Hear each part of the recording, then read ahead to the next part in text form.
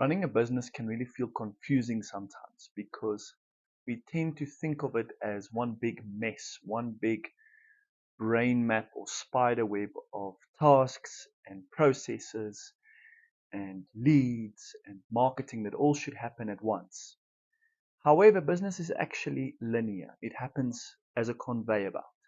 And in knowing this, we can call it a stable point to sort of start from in diagnosing a business. So I can run any business just on 4 to 6 stats. These stats help me indicate the condition of each one of the sections of this conveyor belt.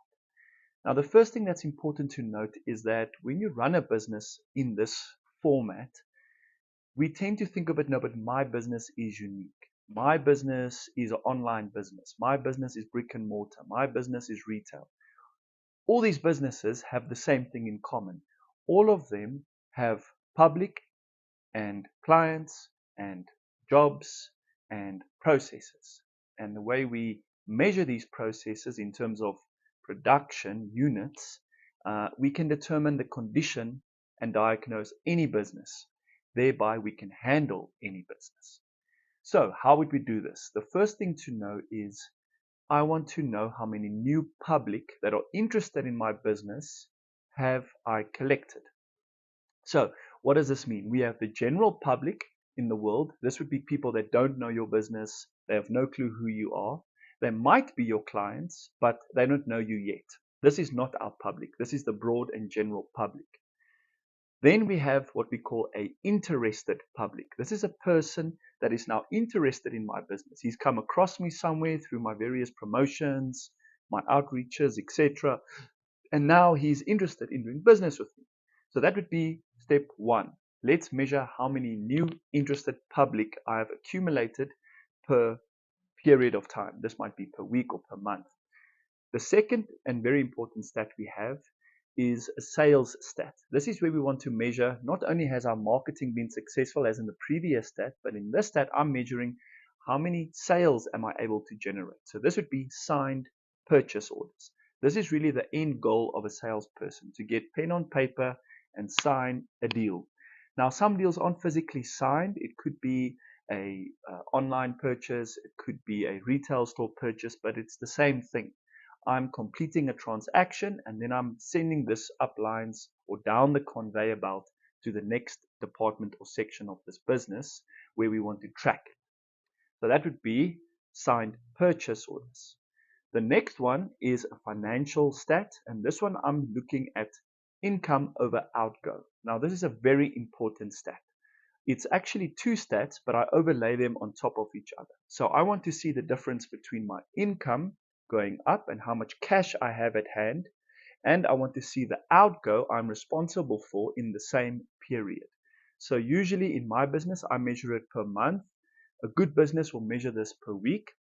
And what we are looking at, we are trying to see how much cash is available over how many outstanding bills do I have currently. If there's space between the two of these, I'm in a good financial situation. I personally try and aim for 6 months to 12 months of outgo saved up already. Now, outgo isn't all bills paid, like a bond or a building that you are financing. That wouldn't be the whole outstanding amount. It would only be what are you responsible for this month. So your outstanding bond amount would only be, for example, 100,000, not 10 million. That's what's due this month. Okay.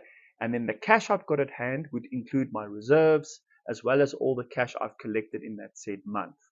It obviously is important to know these things because this would indicate the health of my business. If I have less cash, then my outgo means I'm actually bankrupt or I'm going to run into trouble really, really soon. Now, this being said, when I did this the first time, I was completely bankrupt. I had outgo up here and income around just below that. So I was actually going backwards in my business. I didn't know this at time. However, if you track this graph, you will instantly see that you need to either increase your prices or increase your turnover, something to get more cash. But this is a very good indicator to look at. Now, the following stat is completed job cards. A completed job card is now that we have promoted the business, we got an interested identity, this person becomes a signed purchase order, we've got cash collected in the financial department, and then finally this financial department would approve the work to be done. And this is what I call a job card. But it can be anything. It is a coffee shop who just takes the little receipt when you paid for your coffee and gives it to the barista to make your coffee. Technically, that's also a job card. It just means we have approved work for an approved and paid for transaction. So how many of these do I complete is also important for me in my business to see how much and what production I'm really measuring, and am I sending products out the front door. The second stat is quality control sign-offs. Now, what I try and do with quality control is I'm trying to see, did I do my job correctly? I want to survey my clients. I want to sign off that it is a quality product. And if there are corrections that need to be done, I will do them at this point. So assigned quality control is something that means there was maybe an error or not, but I fixed it and then I signed it off. So it's completed. It doesn't just mean the work is done. It means quality work is done and the client is happy. That would be a quality control sign off. And then finally, but not least, I like to track a thing I call public demonstrations. It's almost like a promotion, but it's really a workshop or a demonstration of your company helping people. For example, in my business, I'm a business coach and advisor. So for me, I do these weekly workshops where I demonstrate what I can do for people. And that helps me to do what? Take general public and convert them to interested public. And thereby I close the loop. So if I measure these 6 stats, I just go on and on and on in a circle, and I keep on getting more and more interested public that I can close, that I can get money collected, that I can do the work on, sign off quality work, and then do the whole process again. So I hope this has been helpful to you. These are the 6 stats I would use to track any business.